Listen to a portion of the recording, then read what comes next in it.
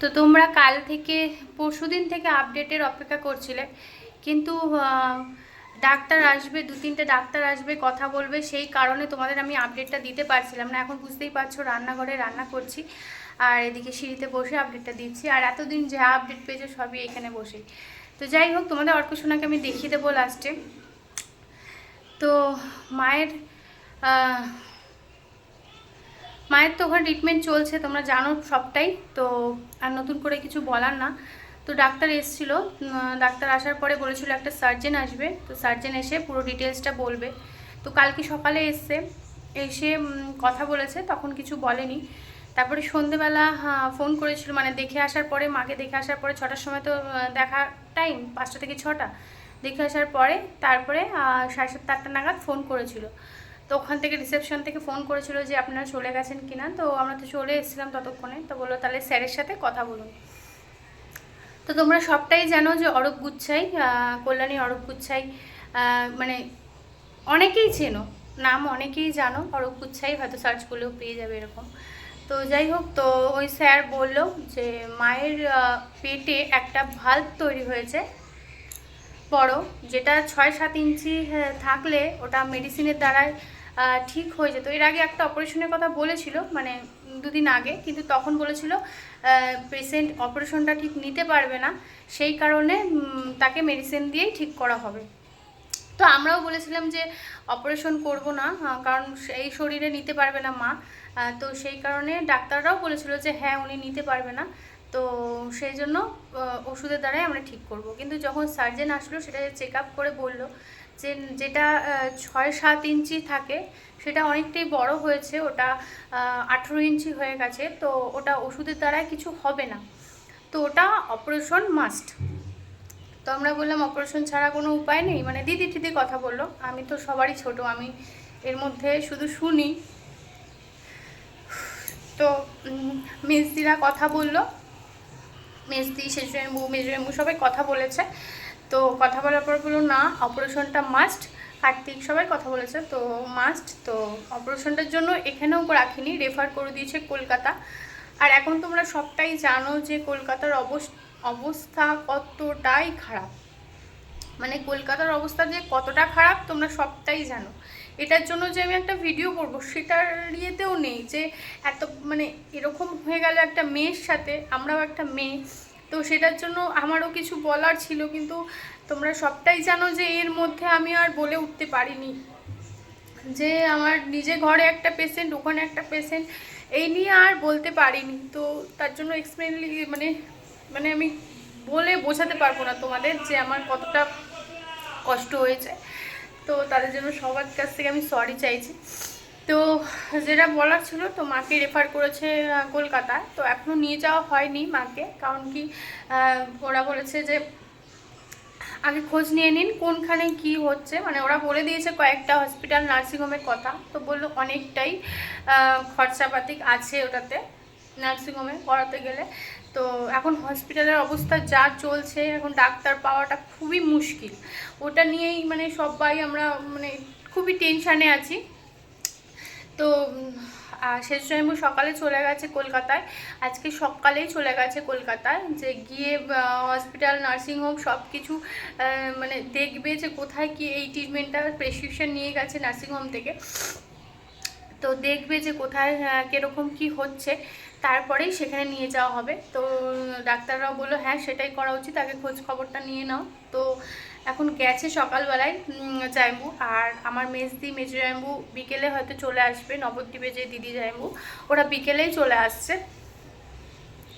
তো কারণ আমার পক্ষে তো আর যাওয়া সম্ভব না, তোমরা সবটাই জানো ছেলেকে নিয়ে, আর মেজদিরও ছেলে রয়েছে, মেজদি যাবে, তবে শেষদি যেহেতু বাড়িতে থাকবে, তো সেই কারণে ওর ছেলেকে আমাদের কাছে দিয়ে তারপর যাবে। তো যাই হোক, এটাই হলো যে মাকে ওখানে রেফার করেছে, মানে কারুরই মন মেজাজ কিছুই ভালো না, তো ওটা বললো এন্ডোস্কপি হবে। তো জানি না কীভাবে কি না বৃত্তান্ত, আমি সত্যি কিছুই জানি না, কারণ আমরা খুবই টেনশানে আছি, মানে এতটা টেনশানে আছি না, মানে বলে বোঝানো যাবে না তোমাদের যে আমরা এতটা টেনশানে রয়েছি, রাতে ঘুম নেই, খাওয়া নেই ঠিক মতো কারুর।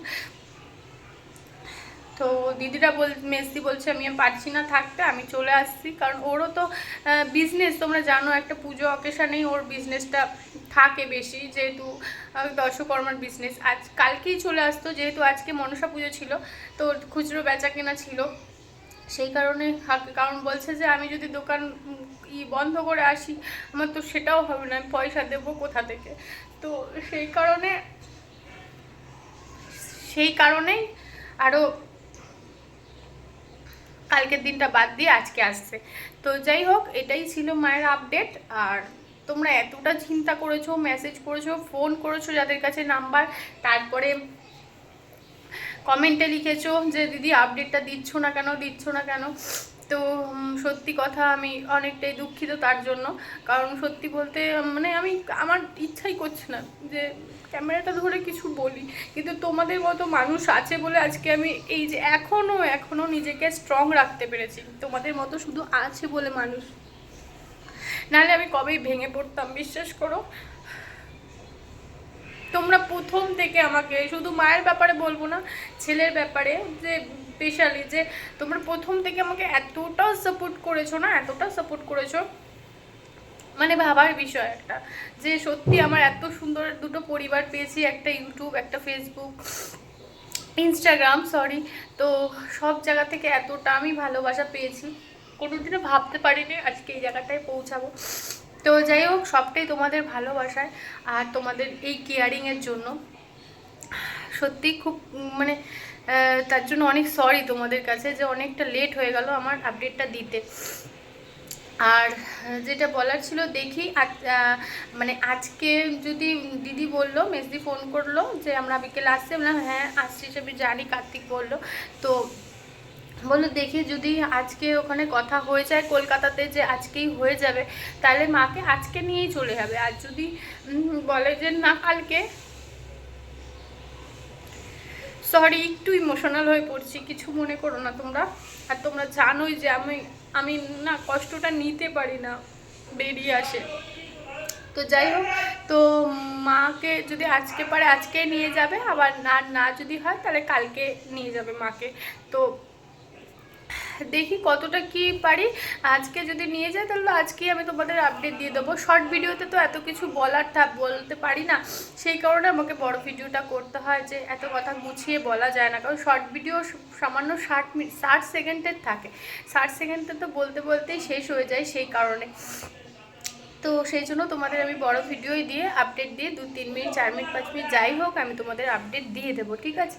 আর যেটা বলার ছিল, যে তোমরা একটুখানি প্রে করো যেন মা একদম সুস্থ হয়ে আসতে পারে, কারণ ওখানে অপারেশন করে হয়তো 1-2 দিন রাখবে কিনা আমি কিছুই জানি না, বিশ্বাস করো আমরা কিছু বুঝতে পারছি না যতক্ষণ না মাকে নিয়ে যাচ্ছি। তো দেখি রাখবে কি রাখবে না, আর যদি রাখে 1-2 দিন, তারপরে তো আবার নার্সিংহোমে ভর্তি করতে হবে, যেহেতু বললাম মা পা হাতে মানে পুরো প্যারালাইসিস টাইপের হয়ে গেছে, হাত পা কিছুই নাড়াতে পারছে না।